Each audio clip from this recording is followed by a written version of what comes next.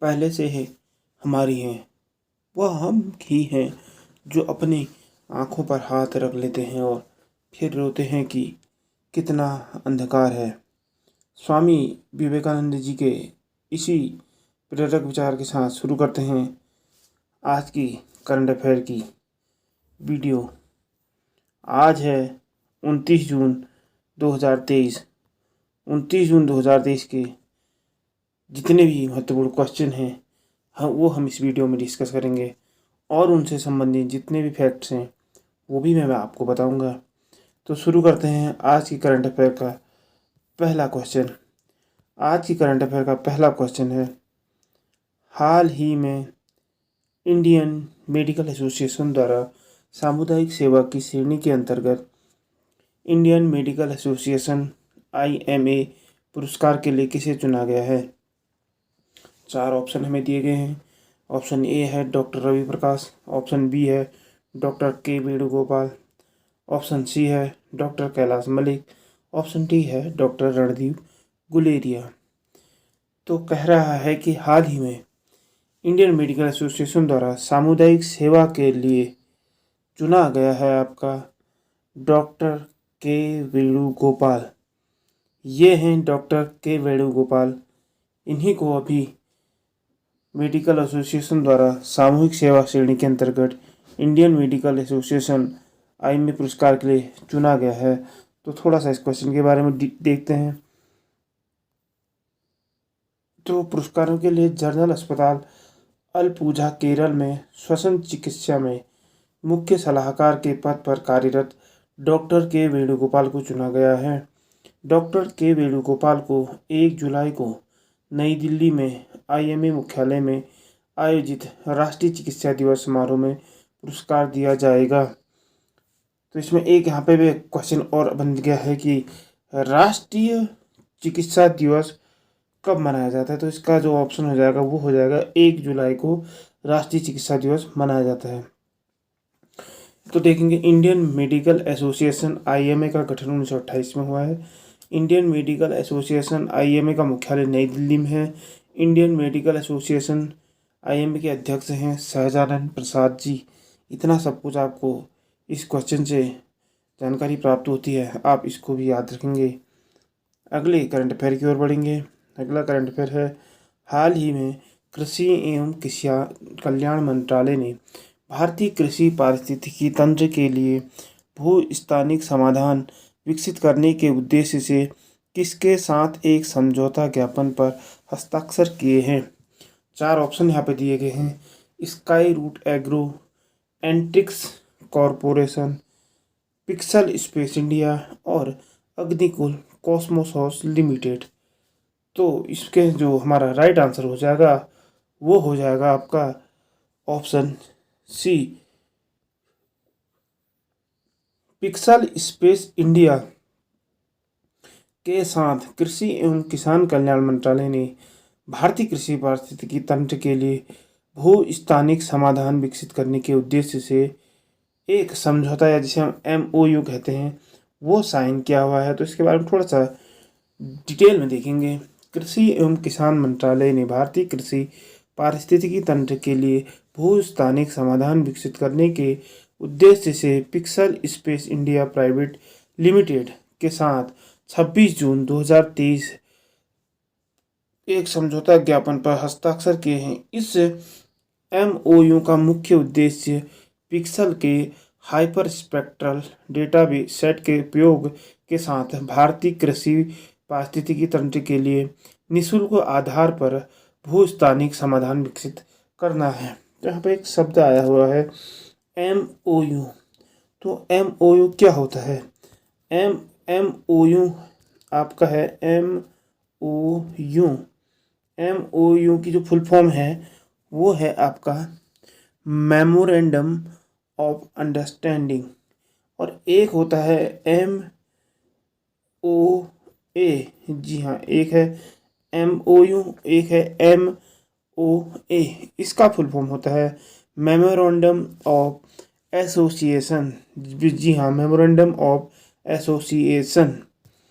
अगर आज कोई ये वीडियो हेल्पफुल लगती है, अगर आपको ये वीडियो किसी भी कम्पिटिटिव एग्ज़ाम में सहायता करती है, तो इस वीडियो को लाइक करें, शेयर करें और सब्सक्राइब करें। बढ़ते हैं अगले करंट अफेयर की ओर। अगला करंट अफेयर है, हाल ही में किस केंद्रीय मंत्री द्वारा नंदी पोर्टल का शुभारंभ किया गया है? 4 ऑप्शन हैं, अमित शाह, ओम बिरला, मनसुख मंडाविया या पुरुषोत्तम रूपाला। तो किस केंद्रीय मंत्री द्वारा नंदी पोर्टल का शुभारंभ किया गया है? इसका जो राइट आंसर वो हो जाएगा पुरुषोत्तम रूपाला के द्वारा नंदी पोर्टल का शुभारंभ किया गया है। ये है पुरुषोत्तम रूपाला, इन्हीं के द्वारा नंदी पोर्टल का शुभारंभ किया गया है। थोड़ा सा इस क्वेश्चन के बारे में डिटेल में देखेंगे। केंद्रीय मंत्री पुरुषोत्तम रूपाला द्वारा नंदी नई दवाओं और टीकाकरण प्रणाली के लिए एनओसी अनुमोदन पोर्टल का शुभारंभ किया गया। नंदी पोर्टल को भारत में एक लचीले पशु स्वास्थ्य क्षेत्र के लिए विकसित किया गया है। यह नियामक अनुमोदन प्रक्रिया को सुव्यवस्थित और डिजिटल बनाने में मदद करेगा। नंदी पोर्टल का प्राथमिक लक्ष्य पशु चिकित्सा उत्पाद प्रस्तावों की सुरक्षा, प्रभावकारिता और अनिवार्यता का आकलन और जांच करने की प्रक्रिया में तेजी लाना है।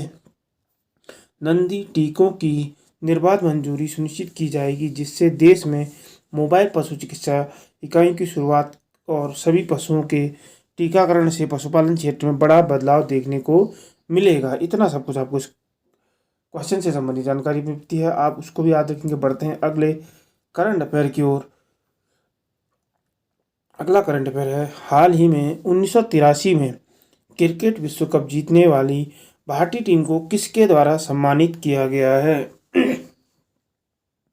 4 ऑप्शन यहाँ पर दिए गए हैं, Adani group, Reliance group, Tata group, उपर्युक्त सभी। तो इसका जो राइट आंसर हो जाएगा वो हो जाएगा आपका 1983 में भारतीय टीम ने विश्व कप जीता था, तो उसको जो अभी सम्मानित किया गया है वो किया गया आपका अडानी ग्रुप की ओर से इसको सम्मानित किया गया है। तो इसके बारे में थोड़ा सा डिटेल में देखेंगे।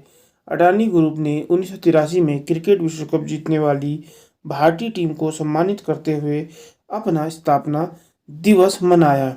समूह के संस्थापक गौतम अडानी के 61वें जन्मदिन पर अडानी डे नाम से इस कार्यक्रम का आयोजन किया गया। अडानी समूह द्वारा कार्यक्रम के दौरान जीतेंगे हम अभियान शुरू किया गया, जिसका लक्ष्य आगामी आईसीसी एक दिवसीय क्रिकेट विश्व कप 2023 से पहले टीम इंडिया के लिए समर्थन जुटाना और उनका मनोबल बढ़ाना है। इतना सब कुछ आपको इस क्वेश्चन से संबंधित जानकारी प्राप्त होती है, आप उसको भी याद रखेंगे। बढ़ते हैं अगले करंट अफेयर की ओर। अगला करंट अफेयर है, हाल ही में किस शहर के पास 1000 साल पुरानी जैन मूर्तियां और शिलालेख मिले हैं? 4 ऑप्शन आपको दिए गए हैं, सूरत, रणकपुर, हैदराबाद और हनुमानगढ़। तो इसका जो राइट आंसर हो जाएगा वो हो जाएगा ऑप्शन सी, हैदराबाद में के पास 1000 साल पुरानी जैन मूर्तियां और शिलालेख मिले हैं। हैदराबाद की बात की जाए, हैदराबाद यहाँ पे तेलंगाना की राजधानी है। और अब बढ़ते हैं इसके बारे में थोड़ा सा डिटेल में देखेंगे। हैदराबाद के एनी के पल्ली गांव में 1000 साल पुरानी जैन तीर्थंकरों की मूर्तियों और शिलालेखों वाले 2 वर्गाकार स्तंभ मिले हैं। 2 स्तंभों में से एक ग्रेनाइट का और दूसरा काले बेसाल्ट का है और इनमें 4 जैन तीर्थंकरों आदिनाथ, नेमिनाथ, पार्श्वनाथ और वर्धमान महावीर की ध्यान मुद्रा में मूर्तियां हैं। स्तंभों को शीर्ष पर कीर्ति मुखों से सजाया गया है और दोनों स्लैबों पर तेलुगु कन्नड़ लिपि है। एक शिलालेख का दृश्य भाग जैनिना बस्ती मठ से संबंधित है, जो तिल्लुकुरु के पास राष्ट्रकूट और वेमुलावाड़ा चालुक्य के दौरान एक प्रमुख जैन केंद्र था। इतना सब कुछ आपको इस करंट अफेयर से जानकारी मिलती है। बढ़ते हैं अगले करंट अफेयर की ओर। अगला करंट अफेयर है, हाल ही में किस राज्य सरकार ने नशीली दवाओं के खतरे की समस्या से निपटने के लिए एक विशेष टास्क फोर्स का गठन करने का निर्णय लिया है? 4 ऑप्शन यहाँ पे दिए गए हैं, पंजाब, केरल, मध्य प्रदेश और हिमाचल प्रदेश। तो किस राज्य सरकार ने नशीली दवाओं के खतरे से निपटने के लिए एक टास्क फोर्स का गठन किया है। इसका राइट आंसर हो जाएगा ऑप्शन डी, हिमाचल प्रदेश की जो सरकार है उसने अभी नस्ली दवाओं की खतरे से निपटने के लिए एक टास्क फोर्स का गठन किया है। ये है मैप में हिमाचल प्रदेश की जो राजधानी है वो धर्मशाला है। हिमाचल प्रदेश के जो चीफ मिनिस्टर हैं वो हैं सुखविंदर सिंह सुक्खू। हिमाचल प्रदेश के जो गवर्नर हैं वो हैं शिव प्रताप शुक्ला। हिमाचल प्रदेश में अगर हम नेशनल पार्क की बात करें तो यहाँ पे है पिंद घाटी, ग्रेट हिमालयन, रेणुका वन्यजीव अभयारण्य, चैल वन्यजीव अभयारण्य, कालाटोप खजियार वन्यजीव अभयारण्य। तो इतने यहाँ पर भी वन्यजीव अभयारण्य हैं, आप इनको भी याद रखेंगे। तो थोड़ा सा इस क्वेश्चन के बारे में डिटेल में देखेंगे। मुख्यमंत्री सुखविंदर सिंह सुक्खू ने नशीली दवाओं के तस्करों के खिलाफ सख्त कार्रवाई करने और युवाओं को नशीली दवाओं के दुरुपयोग से बचाने के लिए जागरूकता अभियान शुरू किया है। मुख्यमंत्री सुखविंदर सिंह सुक्खू ने नशा मुक्ति अभियान के तहत आयोजित विभिन्न कार्यक्रमों के विजेताओं को पुरस्कार भी प्रदान किए हैं। बढ़ते हैं अगले करंट अफेयर की ओर। अगला करंट अफेयर है, हाल ही में हॉकी इंडिया ने जूनियर महिला राष्ट्रीय टीम का मुख्य कोच किसे नियुक्त किया है? 4 ऑप्शन है, शोट मारिन, हरविंदर सिंह, रानी रामपाल और तुषार खांडकर। तो जूनियर महिला राष्ट्रीय टीम का जो मुख्य कोच नियुक्त किया गया है वो किया गया है तुषार खांडकर को। जी हाँ, ये हैं तुषार खांडकर। इन्हें ही अभी जूनियर महिला राष्ट्रीय टीम का मुख्य कोच नियुक्त किया गया है। तो यहाँ पर अगर बात की जाए हॉकी इंडिया की, तो इसकी स्थापना हुई थी 2009 में। इसके अध्यक्ष हैं दिलीप तिर्की और इसका जो हेडक्वार्टर है वो है नई दिल्ली में। थोड़ा सा इस क्वेश्चन के बारे में डिटेल से देखेंगे। हॉकी इंडिया ने पूर्व कप्तान तुषार खांडकर को जूनियर महिला राष्ट्रीय टीम का मुख्य कोच नियुक्त किया है। तुषार खांडकर ने हरविंदर सिंह का स्थान लिया है। हॉकी इंडिया भारत में पुरुष और महिला हॉकी टीमों के लिए योजना, निर्देशन और संचालन का कार्य करती है। बढ़ते हैं अगले करंट अफेयर की ओर। अगला करंट अफेयर है, निम्नलिखित में से फीफा अंडर 17 विश्व कप 2023 का आयोजन किस देश में किया जाएगा? 4 ऑप्शन आपको दिए गए हैं, भारत, सिंगापुर, इंडोनेशिया और पेरू। तो इसका जो राइट आंसर हो जाएगा वो हो जाएगा आपका ऑप्शन सी, यानी कि इंडोनेशिया में 2023 के फीफा अंडर 17 विश्व कप का आयोजन किया जाएगा। ये है मैप में इंडोनेशिया की जो कैपिटल है वो जकार्ता है। इंडोनेशिया के जो प्रेसिडेंट हैं वो हैं जोको विडोडो। अब इस क्वेश्चन के बारे में थोड़ा सा डिटेल में देखेंगे। इस टूर्नामेंट में कुल 24 टीमें भाग लेंगी। फीफा अंडर 17 विश्व कप 2023 टूर्नामेंट का आयोजन इंडोनेशिया में 10 नवंबर से 2 दिसंबर के बीच किया जाएगा। इसका आयोजन पेरू में किया जाना था, लेकिन पेरू ने अपने वित्तीय समस्याओं के कारणों से पीछे हट जाना। फीफा के वर्तमान अध्यक्ष जियोनी इन्फेंटिनो अभी इसके वर्तमान अध्यक्ष हैं और इसके जो मुख्यालय है वो है म्यूनिक स्विट्जरलैंड में। जी हाँ, तो थोड़ा सा आपको इसके बारे में भी और इस क्वेश्चन में जो हमने डिटेल बताई है उसको भी याद रखना है। अगले करंट अफेयर की ओर बढ़ते हैं। अगला करंट अफेयर है, हाल ही में प्रधानमंत्री नरेंद्र मोदी द्वारा कितनी वंदे भारत ट्रेनों को हरी झंडी दिखाकर रवाना किया गया है? ऑप्शन ए है 3, ऑप्शन बी है 4, ऑप्शन सी है 5, ऑप्शन डी है 6। तो कितनी वंदे भारत ट्रेनों को हरी झंडी दिखाकर रवाना किया गया है? इसका जो राइट आंसर हो जाएगा वो हो जाएगा ऑप्शन सी, 5 ट्रेनों को हरी झंडी दिखाकर रवाना किया गया है। तो अगर बात की जाए जो पहली जो सेवा चली थी वंदे भारत एक्सप्रेस की, तो ये चली थी आपका 15 फरवरी 2019 को। और अगर बात करें भारतीय रेल की स्थापना की, तो इसकी जो स्थापना हुई थी वो हुई थी 16 अप्रैल 1853 को। इसमें जो भारतीय रेल में एक कह सकते हैं हम सबसे बड़ा समूह है जिसमें सबसे ज़्यादा कर्मचारी कार्यरत हैं। इसमें जो कर्मचारियों की संख्या है वो है आपकी 13,08,000। इसका जो मुख्यालय है वो है नई दिल्ली में। और जो अब अभी हमारे करंट में रेल मंत्री हैं वो हैं अश्विनी वैष्णव। इतना सब कुछ आपको इस क्वेश्चन से जानकारी प्राप्त होती है, आप उसको भी याद रखेंगे। थोड़ा सा इस क्वेश्चन के बारे में डिटेल में देखेंगे। प्रधानमंत्री नरेंद्र मोदी द्वारा 27 जून को मध्य प्रदेश, कर्नाटक, महाराष्ट्र, गोवा, बिहार और झारखंड में कनेक्टिविटी में सुधार के लिए 5 वंदे भारत ट्रेनों को हरी झंडी दिखाकर रवाना किया गया।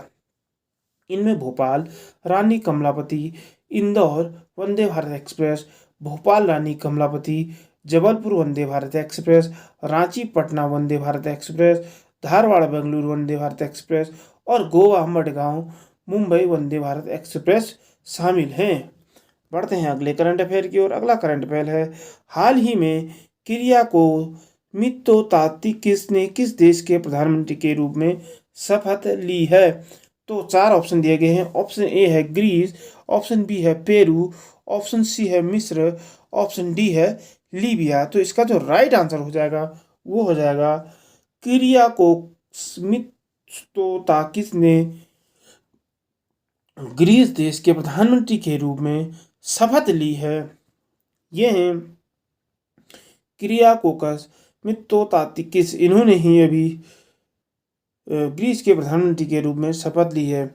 मध्य दक्षिणपंथी न्यू डेमोक्रेसी पार्टी के नेता किरियाकोस मित्सोताकिस ने दूसरे कार्यकाल के लिए ग्रीस के प्रधानमंत्री के रूप में शपथ ली है। किरियाकोस मित्सोताकिस ने ग्रीस की क्रेडिट रेटिंग के पुनर्निर्माण, नौकरियां, मजदूरी बढ़ाने और राज्य के राजस्व को बढ़ावा देने की अपनी योजनाओं को रेखांकित किया है। ग्रीस के जो राष्ट्रपति हैं वो हैं कैटरीना सकेलारोपूलू। ग्रीस के जो प्रधानमंत्री हैं वो तो अब यही हैं।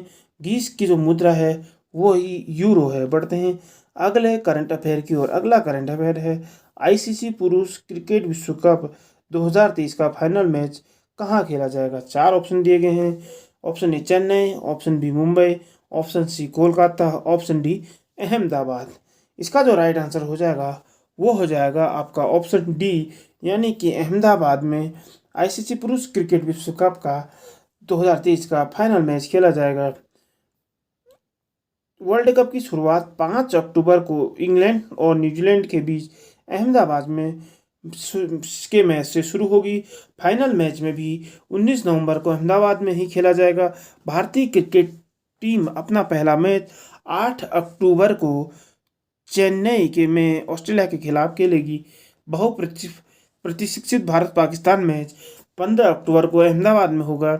इन टीमों के बीच आखिरी मुकाबला 2019 विश्व कप के दौरान हुआ था और भारत विजयी रहा था। वर्ल्ड कप में कुल 10 टीमें हिस्सा लेंगी। ये भी जानकारी आपको याद रखनी होगी। बढ़ते हैं अगले करंट अफेयर की ओर। अगला करंट अफेयर है, टोल प्लाजा पर सहज क्रॉस ओवर प्रदान करने के लिए फास्ट टैग्स द्वारा किस तकनीक को उपयोग किया जाता है? जीपीएस तकनीक ऑप्शन ए, ब्लूटूथ तकनीक ऑप्शन बी, रेडियो फ्रीक्वेंसी पहचान तकनीक ऑप्शन सी, चुंबकीय पट्टी प्रौद्योगिकी तकनीक ऑप्शन डी। तो इसका जो राइट आंसर हो जाएगा वो हो जाएगा आपका ऑप्शन सी। टोल प्लाजा पर सहज क्रॉस ओवर प्रदान करने के लिए फास्टैग जो करता है वो करता है रेडियो फ्रीक्वेंसी पहचान तकनीक। इस क्वेश्चन के बारे में थोड़ा सा डिटेल में देखेंगे। हमारे जो सड़क परिवहन और राज्य मंत्री हैं नितिन गडकरी ने, इन्होंने 27 जून 2023 को कहा कि फास्टैग के उपयोग से टोल प्लाजा पर इंतजार के कारण बर्बाद होने वाले ईंधन खर्चों में 70,000 करोड़ रुपए की बचत हुई है। बढ़ते हैं अगले करंट अफेयर की ओर। अगला करंट अफेयर है, किस शहर ने विशेष ओलंपिक विश्व खेल 2023 की मेजबानी की है? 4 ऑप्शन हैं। ऑप्शन ए है बर्लिन जर्मनी, ऑप्शन बी है दिल्ली भारत, ऑप्शन सी है London United kingdom, option D है टोक्यो जापान। तो इसका जो राइट आंसर हो जाएगा वो हो जाएगा आपका ऑप्शन ए, यानी कि बर्लिन जर्मनी ने विशेष ओलंपिक विश्व खेल 2023 की मेजबानी की है। तो थोड़ा सा इस क्वेश्चन के बारे में डिटेल में देखेंगे। इस खेल का जो आयोजन होगा वो होगा 17 जून से 25 जून 2023 तक बर्लिन जर्मनी में किया जाएगा। क्या था भारत की कुल पदक तालिका की बात की जाए तो 202 पदक तक पहुंच गई, जिसमें 76 स्वर्ण पदक शामिल हैं। भारत ने 57 कोचों के साथ 198 एथलीटों का दूसरा सबसे बड़ा दल भेजा, जिन्होंने 9 दिवसीय आयोजन के दौरान 16 खेलों में प्रतिस्पर्धा की थी। तो इतना सब कुछ आपको इस क्वेश्चन से संबंधित जानकारी मिलती है। बढ़ते हैं अगले करंट अफेयर की ओर। अगला करंट अफेयर है, किस राज्य के मुख्यमंत्री ने हाल ही में धार्मिक पर्यटन को बढ़ावा देने के लिए 13.48 करोड़ रुपए की मंजूरी दी है।